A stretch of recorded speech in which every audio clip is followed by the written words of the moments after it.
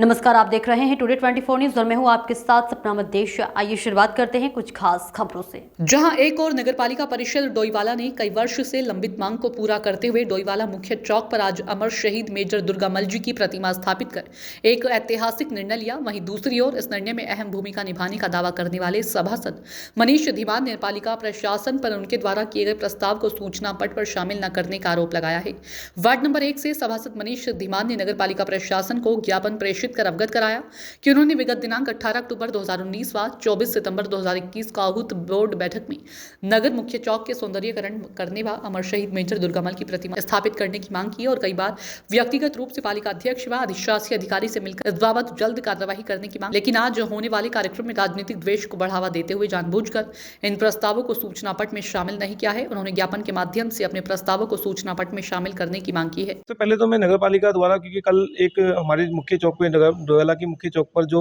शहीद दुर्गामल जी की प्रतिमा स्थापित की, मैं विशेषकर जो हमारे शहरी विकास मंत्री जी, उनका दिल से आभार व्यक्त करूंगा, क्योंकि पिछले कई लगभग 4 वर्ष से मैं लगातार इस मांग को कर रहा था कि यहाँ पर जो चौक है उसको दुरुस्तीकरण किया जाए और यहाँ पर शहीद दुर्गामल जी की एक अच्छी प्रतिमा स्थापित की जाए। और इस संघर्ष में जो अहम भूमिका निभाई है वो हमारे माननीय शहरी विकास मंत्री जी ने निभाई है, जिन्होंने कल अपने कर कमलों से उस प्रतिमा का शिलान्यास किया।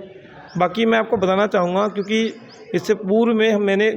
2 बार नगरपालिका की बोर्ड बैठक में ये प्रस्ताव लाया था कि नगरपालिका का सौंदर्यीकरण किया जाए चौक का और वहाँ पर शहीद दुर्गामल जी की प्रतिमा स्थापित की जाए। और इसके अलावा यदि मैं व्यक्तिगत रूप से बात करूँ तो आप चाहे मेरी आरटीआई के माध्यम से चाहे वैसे भी जानकारी ले सकते हैं कि मैंने लगातार अधिशासी अधिकारी महोदय और अध्यक्ष महोदय को लगातार ज्ञापन देकर ये मांग लगातार करता रहा हूँ।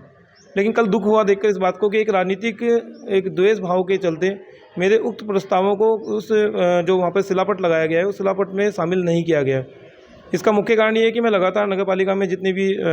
जो खामियां होती हैं या जितनी नगरपालिका कमियां करता है या भी जितनी बार लापरवाही करता है, मैं डट के उसका मामलों को आवाज़ उठाता हूं। हो सकता है ये एक मुख्य कारण हो, क्योंकि जो व्यक्ति आवाज़ बुलंद करता है उसका विरोध सबसे ज़्यादा होता है। जी, मैं बताना चाहूँगा, क्योंकि देखो इस संघर्ष में मेरा कहीं ना कहीं योगदान तो रहा है और यदि मेरे उन प्रस्तावों को इस सूचना पट पर शामिल नहीं किया जाता तो मैं कानूनी लड़ाई लड़ने के लिए भी तैयार रहूँगा।